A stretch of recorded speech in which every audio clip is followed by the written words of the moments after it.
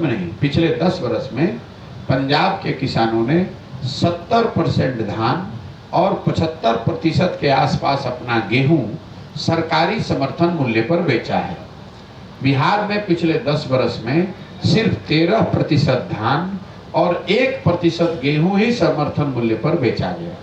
नतीजा क्या है? पिछले वर्ष मान लीजिए धान हुआ, धान का समर्थन मूल्य था 2030 रुपया और यहाँ के लोगों ने धान बेचा 1500 में, 1600 में, 1400 में। पंजाब के किसान ने धान बेचा 2030 के भाव में। तो अगर आप 30% कम भाव पर अपना सामान बेचेंगे तो नुकसान तो होगा ही होगा। एक आर्थिक सर्वेक्षण है जिसका मैं आंकड़ा आपसे साझा करना चाहता हूँ। बिहार में किसान जो फसल पैदा कर रहा है उसके फसलों की उचित कीमत नहीं मिलने की वजह से हर साल यहाँ के किसानों को करीब करीब 20,000 करोड़ रुपए का नुकसान हो रहा है। आप अपने यहाँ मखाना की खेती होती है उसको देख लीजिए।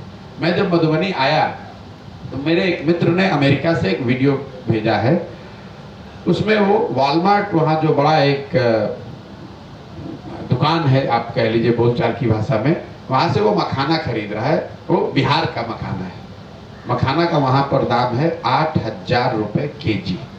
मधुबनी के सज्जन हैं, अमेरिका में रहते हैं, उन्होंने बताया कि भैया आप मधुबनी जा रहे हैं, देखिए मेरे जिले का मखाना हम लोग 8,000 रुपये केजी यहाँ खरीद रहे हैं, जबकि यहाँ पर किसानों को 300 रुपये, 400 रुपये, इस बार थोड़ा रेट ज़्यादा है तो शायद 600-700 रुपये मिल रहा है। आप अंदाज़ा लगे, मैं ये नहीं कह रहा हूँ कि यहाँ पर किसानों को 8,000 रुपये मिल सकता है मखाने का, लेकिन अगर आप गुजरात में अमूल का अध्ययन करेंगे तो आपको पता चलेगा कि 65% रिटेल का जो दूध का दाम है वो किसानों को मिलता है। अगर आप मखाना का 30% दाम भी अगर मिलने लगे किसानों को, जो मार्केट में मिल रहा है, क्योंकि उसको मार्केटिंग का खर्चा है, दुकान में रखने का खर्चा, वो सब ठीक है, लेकिन अगर जो देश में मिल रहा है, देश में अमूल में 65% या सुधा में करीब करीब 60%, 65% जिस भाव पर वो दूध, घी, दही बेचते हैं उसका 60 से 65% किसानों को मिलता है। अगर मखाना में 30% भी मिले तो यहाँ मखाना का भाव होना चाहिए किसानों के लिए 3,000 रुपये, 4,000 रुपये, और आप बेच रहे हैं 600 रुपया में, तो आप गरीब नहीं रहेंगे तो कौन गरीब रहेगा? और यहाँ के नेता बता रहे हैं कि भैया यहाँ पर खनिज नहीं है, भैया यहाँ पर समंदर नहीं है। इन चीज़ों का समंदर से या खनिज से क्या लेना देना है? कोई लेना देना नहीं।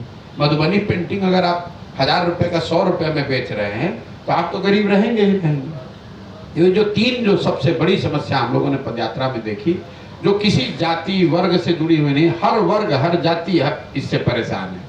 इसके अलावा बिहार में 4 केंद्र सरकार की बड़ी योजना चल रही है, उस पर मैं एक छोटी टिप्पणी करना चाहता हूँ। केंद्र सरकार की सबसे बड़ी योजना है प्रधानमंत्री गरीब कल्याण योजना, जिसके अनाज और नमक दोनों के नाम पर प्रधानमंत्री वोट मांग रहे हैं। अनाज यहाँ 5 किलो नहीं, लोगों को 4 किलो ही मिल रहा है। ये 20% की जो चोरी है, ये आपको, हमको सबको पता है। यहाँ प्रखंड और पंचायत के जिले के स्तर पर जो अनाज आता है उसमें 35 से 40 रुपये प्रति क्विंटल की दर से हर महीने कमीशन काटा जा रहा है। और इस कमीशन में मैं कैमरे पर कह रहा हूँ, ज़्यादातर जगहों पर स्थानीय विधायकों का भी 6 से 8 रुपये प्रति क्विंटल का शेयर बना हुआ है, वो चाहे विधायक किसी दल का हो। और ये जो चोरी है यही कारण है जिसकी वजह से लोगों को 5 किलो के बजाय 4 किलो अनाज ही मिल रहा है। एक इसका दूसरा पहलू ये है कि अनाज को पैसे में कन्वर्ट करने के लिए हर जिले में एक नया अनाज माफिया पैदा हो गए हैं, जो करोड़ों में जो डील कर रहे हैं। ये सारे अनाज को इकट्ठा करना, इसके बदले में अफसरों और जनप्रतिनिधियों को पैसा देना और उस अनाज को फिर चैनलाइज करके उसी सिस्टम में डालना, ये व्यवस्था है यहाँ प्रधानमंत्री गरीब कल्याण योजना की। दूसरी जो बड़ी योजना सरकार की है स्वच्छ भारत अभियान, जिसके तहत यहाँ पर 2019 में ही घोषित कर दिया गया कि देश के अन्य भाग के तरह बिहार के भी सारे गांव में ODF लागू हो गया। मैं आपको 4,000 से ज़्यादा गांव में पैदल चल के गया हूँ और इस दावे के साथ कह सकता हूँ कि 2/3 से ज़्यादा गाँव में आज भी खुले में शौच यहाँ के जीवन की सच्चाई है। मधुबनी में तो मुझे लग रहा है कि मधुबनी शिवर में तो करीब करीब 90% गाँव में खुले में शौच आज भी सच्चाई है।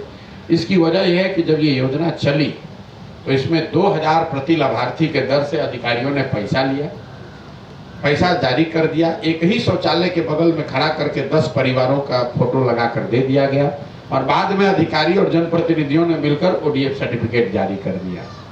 तीसरी जो बड़ी समस्या है वो है आवास की, प्रधानमंत्री आवास योजना।